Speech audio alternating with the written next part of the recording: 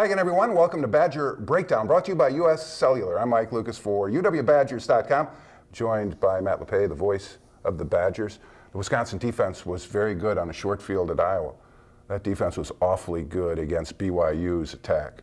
How good will the Badgers have to be against Indiana's offense? Probably almost as good, maybe every bit as good. They play fast. They're a little different, but I think Indiana plays very quickly. It doesn't run as many plays per game. That's because Indiana's defense isn't as good as BYU's. But about every 19 seconds, they're snapping the ball. So they're going to have to keep in that find the ball, move quickly mode against a team that is very good offensively and very explosive. And that is certainly the case if Tevin Coleman plays.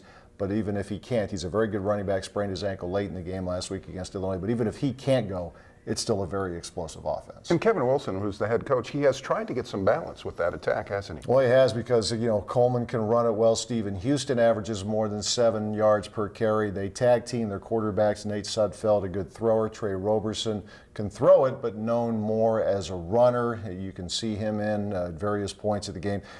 They have 5 receivers on this team right now with 1,000-plus career receiving yards. That in the history of the Big Ten, that is a list of 1.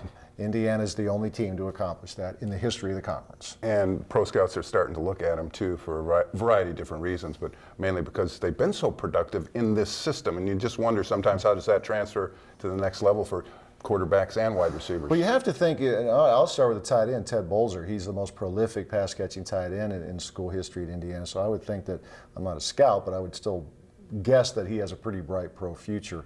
Cody Latimer is very good. Kofi Hughes, these guys have been around. Kofi Hughes has been around a while. Shane Wynn has been around.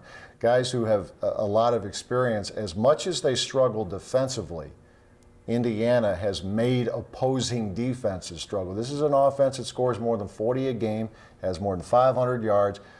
Broke a big one early against Michigan State. I mean, that's a defense that is one of the most highly touted in the country, and Indiana gave Michigan State some trouble. Now, here's the problem. Indiana scored 47 points in a game this year and still lost by 16. Yeah. All right? Lost to Michigan. Mm-hmm. I mean, and that's got everybody frustrated, I think, in Bloomington, because this has been an ongoing situation and problem. Yeah, that's where I say they don't run as many plays as BYU because BYU's defense is better. They play quickly, but they average more than 500 yards of offense per game. They give up more than 500 yards of offense per game. It's been crazy. I mean, they're entertaining, but they're not winning. When you can score a lot, but you're giving up a little bit more, that's been the separator, because clearly this is an offense that is good enough. If the defense is decent, then you're looking at an Indiana team that could really be in that upper tier of the conference. But a lot of young players, a couple veterans, but a lot of young players, and I think it's a defense still trying to find itself. Now the numbers would reflect Jared Aberdarius having a pretty solid afternoon against that secondary. But Wisconsin has really hurt Indiana with its run game for how many years now? A long time. Well, if you could look back to last year's game, Kurt Phillips making his first career start. You wonder, okay, how's this going to go? Well, it went pretty well. They had more than 600 yards of offense. Everybody remembers the game here from a few years ago, 80-plus points.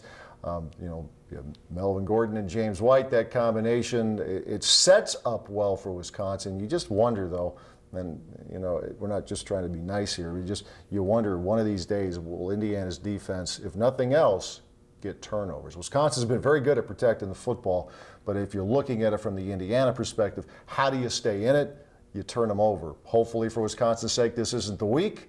But if you're Indiana and you do turn them over, you get your offense on the field for a couple extra possessions, that could be trouble. Very true. It's so typical of the overreactive crowd that Melvin Gordon hasn't rushed for 250 yards every game and hasn't broken runs of 80 and 90 yards against every opponent. And then people start asking, what's wrong with Melvin Gordon? What's up with that? I mean, he's not averaging 10 yards a carry anymore.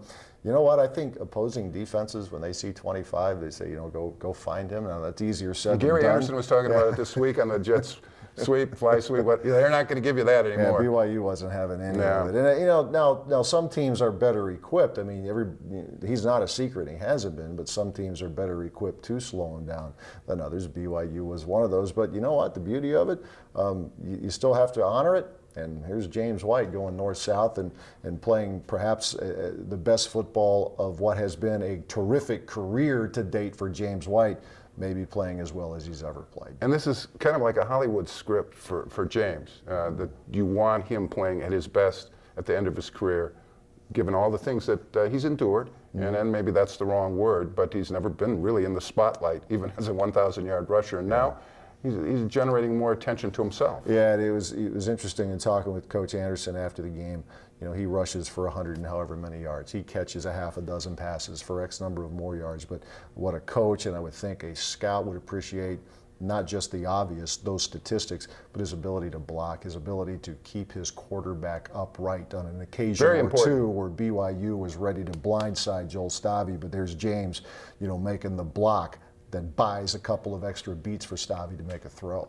We've seen some different twists with the Wisconsin offense this year, including at times playing fast, quote unquote. I mean, fast is whatever you want it to be. It's relative. But it's become a very topical subject in college football. Yeah, our U.S. Cellular question of the week, it comes from Jake in Beloit. Wants to know, is fast football here to stay? The question we posed to Coach Anderson last week, Mike, and I think his opinion is, like a lot of things in football, it's cyclical. But I have the feeling it's going to be around for a while. It'll level off, but we're seeing a lot of teams up the tempo right now. And I tend to look at the feeder systems, whether it's summer football, 7-on-7s, or high schools. And more high schools are going to spread attacks because you don't have to have big physical people on the line of scrimmage, and everybody loves to pitch and catch.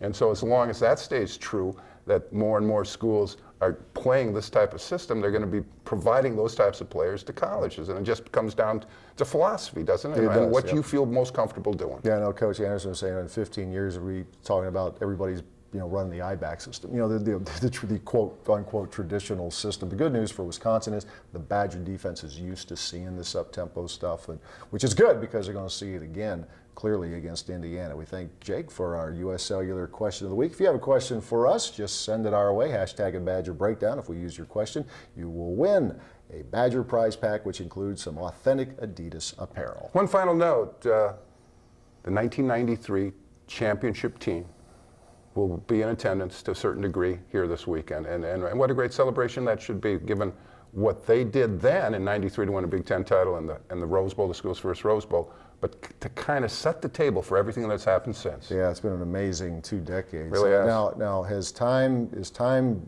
distorting my opinion here? You tell me, because that was a program known as the little engine that could, but you look back at that team, Moss, Fletcher, that offensive line, Panos and Raymer and Verstegen and on, Lee DeRamus, Darrell Bevel, all those guys on defense, Scott Nelson, Youssef Burgess, Lamarck Shackelford. Talent. They were just good. I mean, they were a really, really good, call it a great team. Yeah, that offensive line, every one of those players that started that year signed NFL contracts. Yeah. So, they were good. They just didn't. They hadn't gained any respect in college football, especially in the Big Ten. Yeah. That's what they had to go out and earn, and that was kind of a motivating force, wasn't it? Absolutely. You probably want to go to Tokyo again, too, and watch. I would love to go back to Tokyo, especially if the reward is to get to Pasadena. That works. For Matt Lepay, I'm Mike Lucas. Thanks for watching Badger Breakdown, brought to you by U.S. Cellular.